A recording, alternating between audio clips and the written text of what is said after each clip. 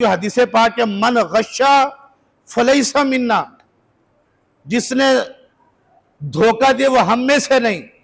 चाहे वो धोखा दूध में पानी पिलाने से मिलाने से हो, चाहे वो धोखा मसाला जात के अंदर गैर जो मसाले वाली चीजें मिलाकर मसाला बनाना, किसी किस्म की नाजायज चीजें मिलाकर पेश करना, लोगों को ये धोखा है। सिर्फ यही धोखा नहीं, इंसान वैसे लेन देन में धोखा करे तो वो भी इसमें शामिल है। लेकिन हमारे यहाँ इक्तिदाद के झूठ, धोखाधड़ी, जिसे हम कहते हैं दाद दप्पा पंजाबी के अंदर, वो लगाने के आदी बने हुए। हुज़ूर ने क्या फरमाया, मन गश्शा फलैसा मिन्ना, जिसने हमें धोखा दिया वो हम में से नहीं। लेकिन अगर कोई दूध में पानी मिलाने वाला धोखा ना दे, बता दे भाई ये मिलावट वाला दूध है, लेना है तो ले लो, नहीं तो ना सही। अब उसने धोखा नहीं दिया आपको कि दूध पानी मिलाकर वो खालिस के पैसे लिए, उसने आपको धोखा नहीं दिया, बता दिया भाई पानी वाला है। अब धोखा लेना बेचना जायज हो जाएगा, उसके लिए गुनाह नहीं। इसी तरह दीगर मामलात में भी, कपड़े को भी छुपा कर ना बेचा जाए, उसके सारे ऐप सामने रख दिए जाएं। मोबाइल बेचते हैं, इसके ऐप छुपाए ना जाए, धोखा हो जाएगा। खराब है तो प्रॉब्लम है, वक्ती तौर पे आपने दुरुस्त कर लिया, उसको बताएं इसमें ये भाई परेशानियां थी, मैंने ठीक कर ली, दोबारा भी हो सकती है।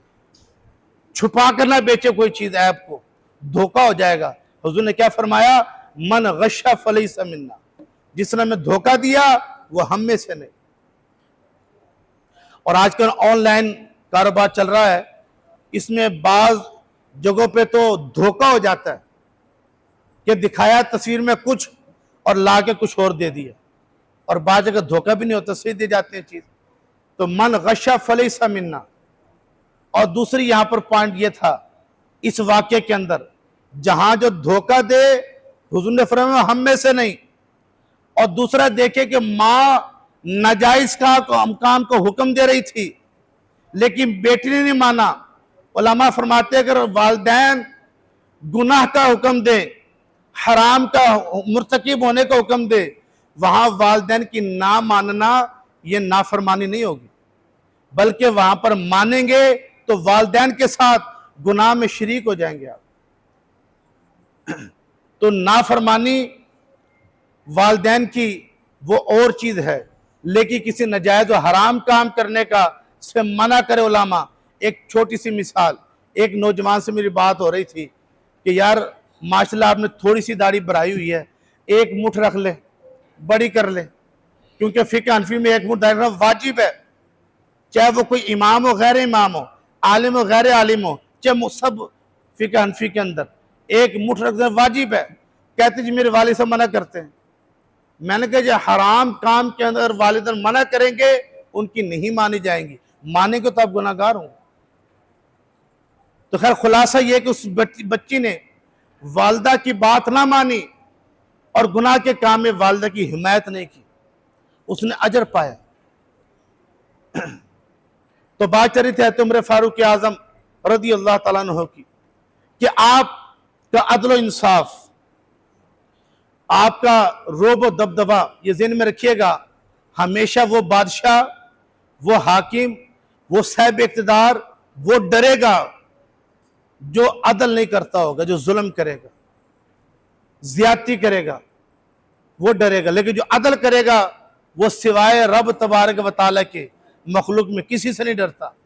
एक शख्स बड़ी दूर से हज़रत उमर फारूक आज़म रज़ी अल्लाह तआला की रोब व दबदबा इतना था आपका कि सबसे ज्यादा फतुहात हज़रत उमर फारूक आज़म के दौर में हुई, दूर दाज अजमी इलाके फतह हुए। तो एक शख्स मुलाकात के लिए आया कि अमीरुल मोमिनीन खलीफतुल मुस्लिमीन हज़रत उमर फारूक आज़म रज़ी अल्लाह तआला अन्हु से मुलाकात की जाए। तो किसी ने कहा भी ऐसे करो, तुम मदीना शहर से बाहर निकलो, और बाहर निकले कि एक घना दरख्त आएगा, उसके नीचे ईंट का सरहाना लगाए, अमीरुल मोमिनीन खलीफतुल मुस्लिमीन हज़रत उमर फारूक आज़म रज़ी अल्लाह तआला अन्हु सरहाने पर ईंट का सरहाना बनाकर आराम कर रहे हैं।